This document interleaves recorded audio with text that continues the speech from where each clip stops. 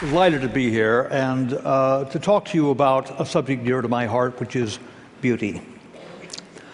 I do the philosophy of art, aesthetics, actually for a living. I try to figure out intellectually, philosophically, psychologically, what the experience of beauty is, what sensibly can be said about it, and how people go off the rails in trying to understand it. Now, this is an extremely complicated subject. In part, because the things that we call beautiful are so different. I mean, just think of the sheer variety. A baby's face, Berlioz's Harold in Italy, movies like The Wizard of Oz or the plays of Chekhov, a Central California landscape, a Hokusai view of Mount Fuji, Der Rosenkavalier, a stunning match-winning goal in a World Cup soccer match, Van Gogh's Starry Night, a Jane Austen novel, Fred Astaire dancing across the screen. This brief list includes human beings, natural landforms, works of art, and skilled human actions. An account that explains the presence of beauty in everything on this list is not going to be easy. I can, however, give you at least a taste of what I regard as the most powerful theory of beauty we yet have. And we get it not from a philosopher of art, not from a postmodern art theorist or a bigwig art critic. No, this theory comes from an expert on barnacles and worms and pigeon breeding. And you know who I mean, Charles Darwin. Of course, a lot of people think they already know the proper answer to the question, what is beauty? It's in the eye of the beholder. It's whatever moves you personally. Or, as some people, especially academics, prefer, beauty is in the culturally conditioned eye of the beholder.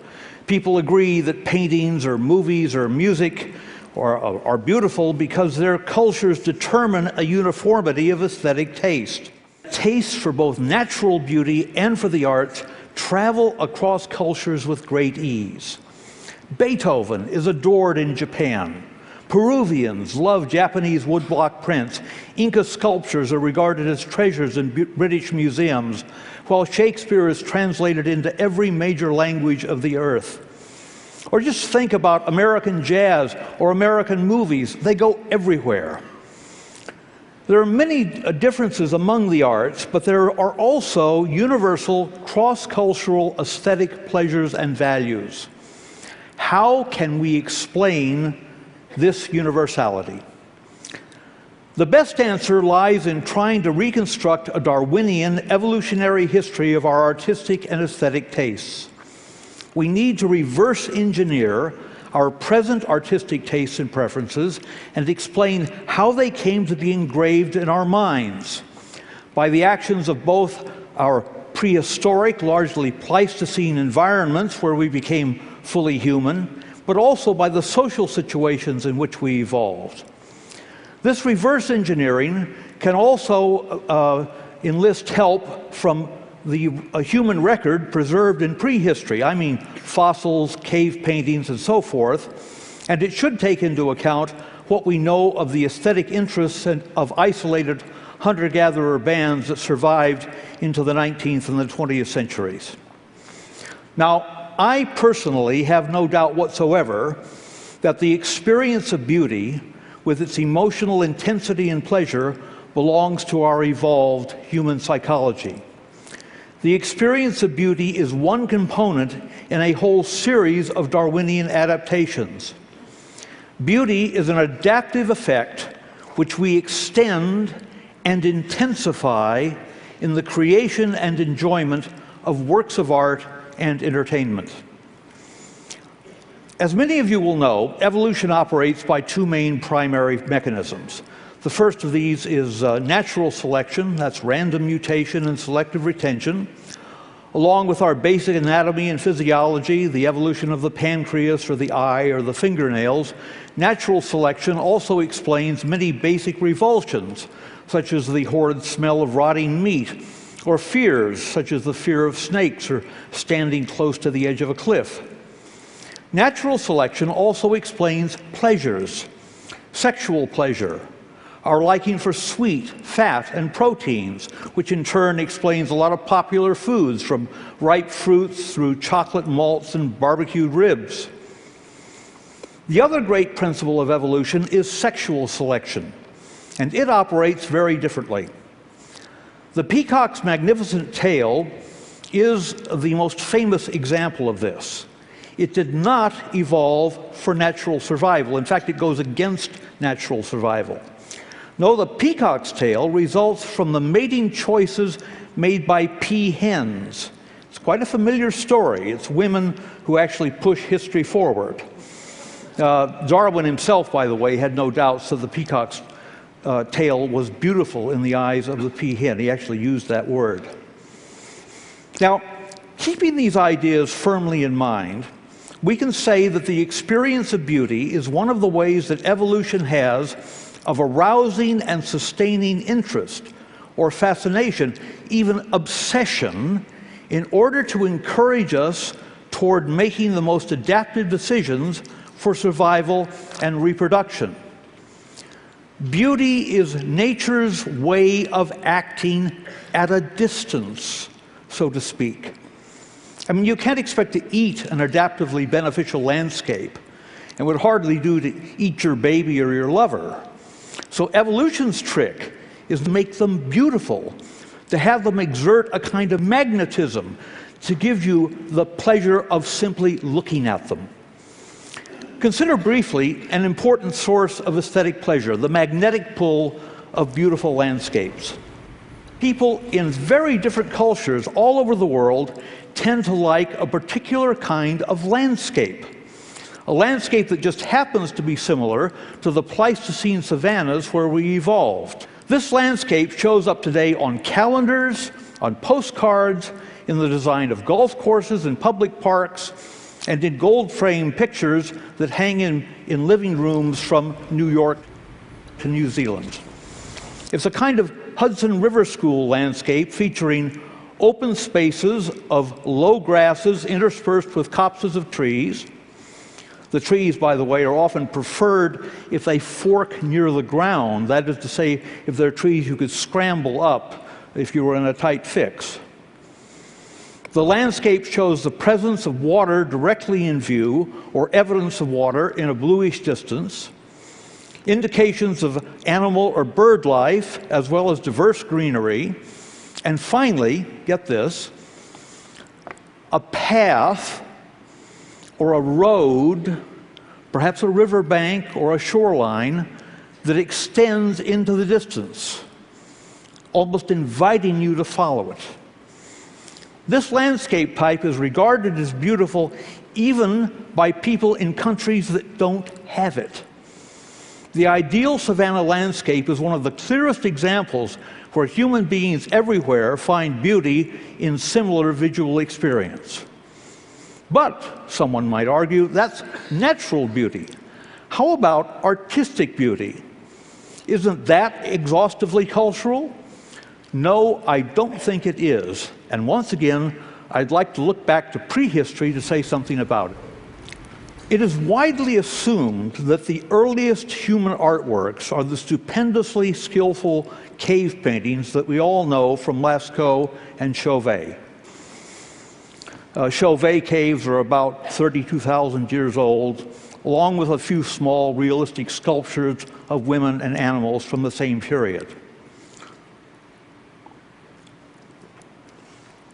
But artistic and decorative skills are actually much older than that. Beautiful shell necklaces that look like something you'd see at an arts and crafts fair, as well as ochre body paint, have been found from around 100,000 years ago. But the most intriguing prehistoric artifacts are older even than this.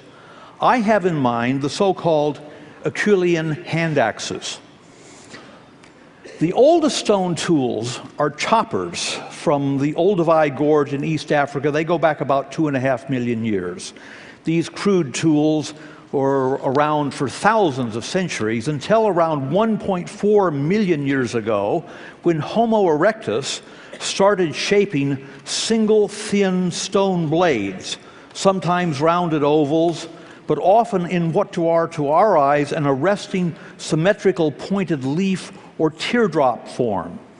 These Acheulean hand axes, they're named after Saint-Achille in France, where finds were made in the 19th century, have been unearthed in their thousands, scattered across Asia, Europe, and Africa. Almost everywhere Homo erectus and Homo ergaster roamed. Now, the sheer numbers of these hand axes shows that they can't have been made for butchering animals. And the plot really thickens when you realize that, unlike other Pleistocene tools, the hand axes often exhibit no evidence of wear on their delicate blade edges. And some, in any event, are too big to use for butchery. Their symmetry, their attractive materials, and above all, their meticulous workmanship are simply quite beautiful to our eyes, even today. So, what were these ancient, they're ancient, they're foreign, but they're at the same time somehow familiar.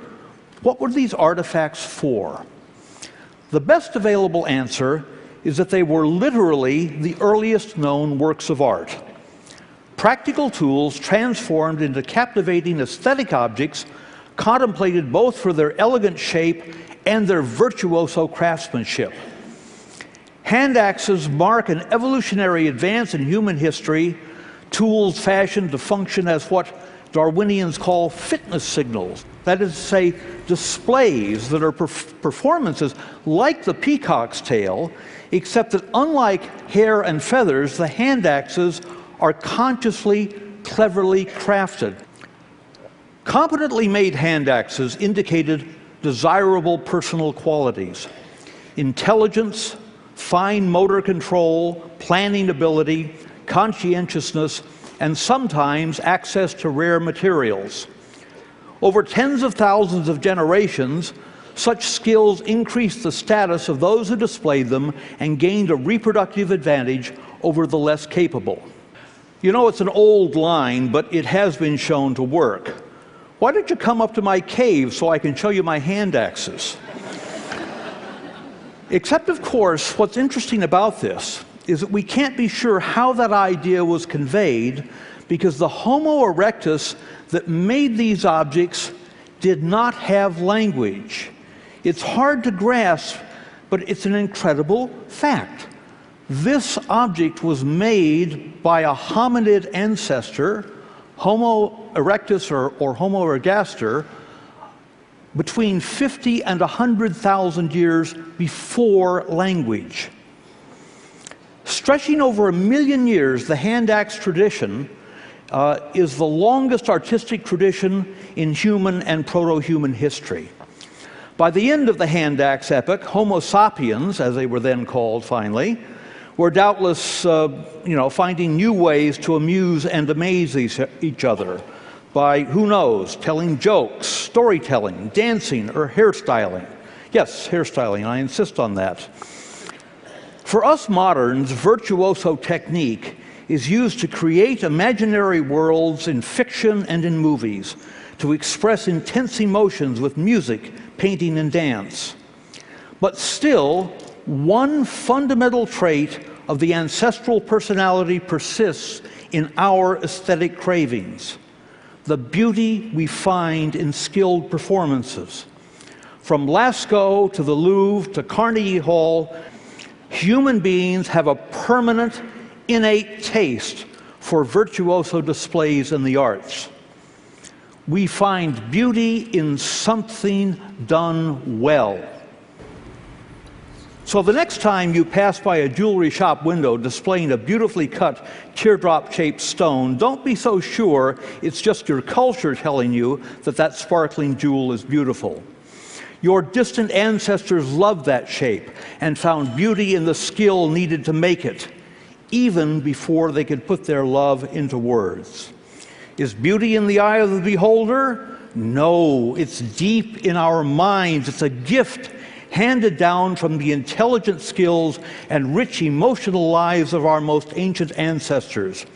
Our powerful reaction to images, to the expression of emotion in art, to the beauty of music, to the night sky, will be with us and our descendants for as long as the human race exists. Thank you.